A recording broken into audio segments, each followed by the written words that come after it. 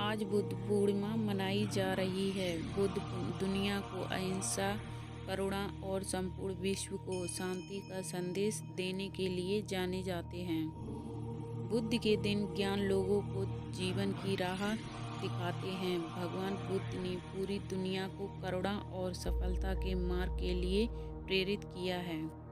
गौतम बुद्ध का कहना था कि हर पुरुष की 4 पत्नियां होनी चाहिए। बुद्ध ने सुनाई 4 पत्नियों की कहानी। एक आदमी की 4 पत्नियां थीं। प्राचीन भारत की सामाजिक व्यवस्था ऐसी थी जहां एक पुरुष कई पत्नियां रख सकता था। समय बीतने पर वह व्यक्ति बीमार पड़ गया और उसे अपनी मौत करीब दिखने लगी। जीवन के अंत में वह बहुत अकेलापन महसूस करने लगा। उसने अपनी पहली पत्नी को बुलाया और उससे अपने साथ दूसरी दुनिया में चलने के लिए कहा। व्यक्ति ने कहा, मेरी प्यारी पत्नी, मैंने तुम्हें दिन रात प्यार किया, जीवन भर तुम्हारा ख्याल रखा। अब मैं मरने वाला हूँ। क्या तुम मेरे साथ वहाँ चलोगी जहाँ मैं अपनी मृत्यु के बाद जाऊँ?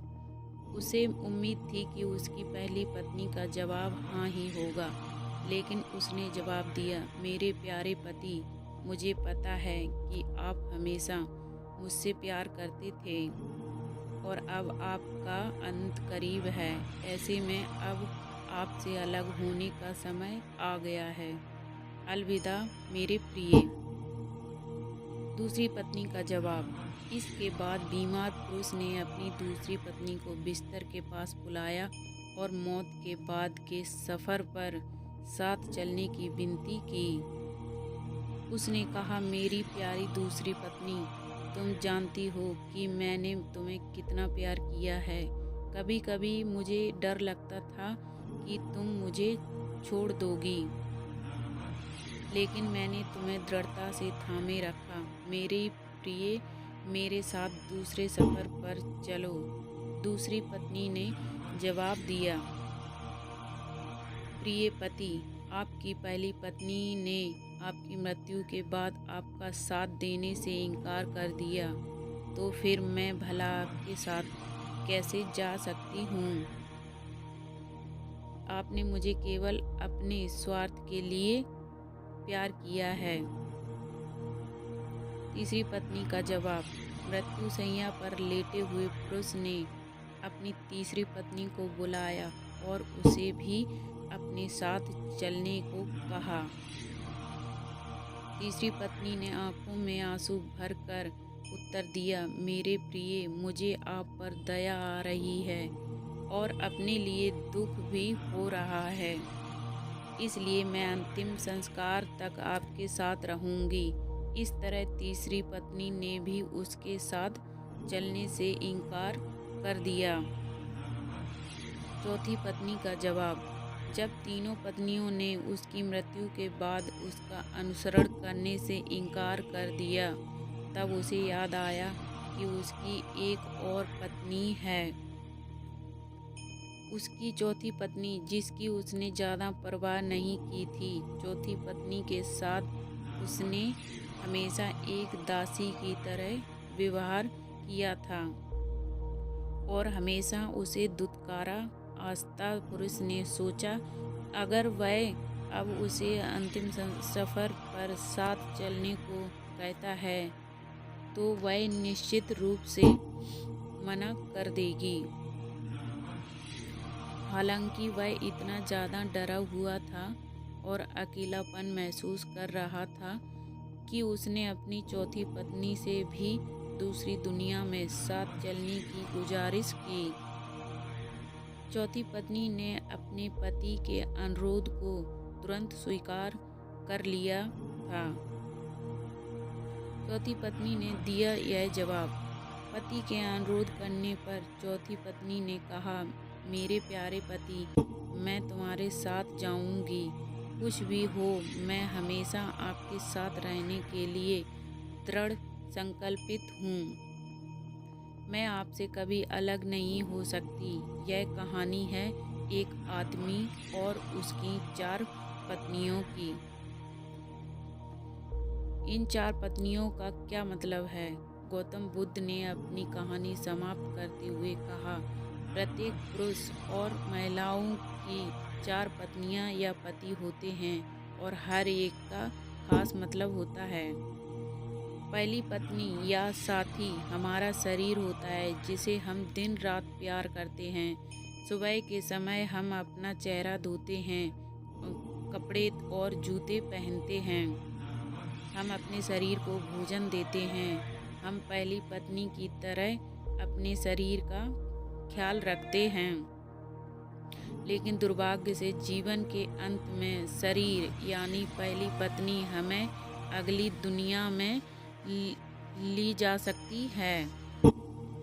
सबका अंतिम संस्कार किया जाता है। बुद्ध ने कहा, जब अंतिम सांस हमारे शरीर को छोड़ती है तो चेहरे का रंग बदल जाता है और हम अपने उज्जवल जीवन को खोने लगते हैं। हमारे प्रियजन इकट्ठा होकर विलाप करते हैं, लेकिन इसका कोई फायदा नहीं होता है।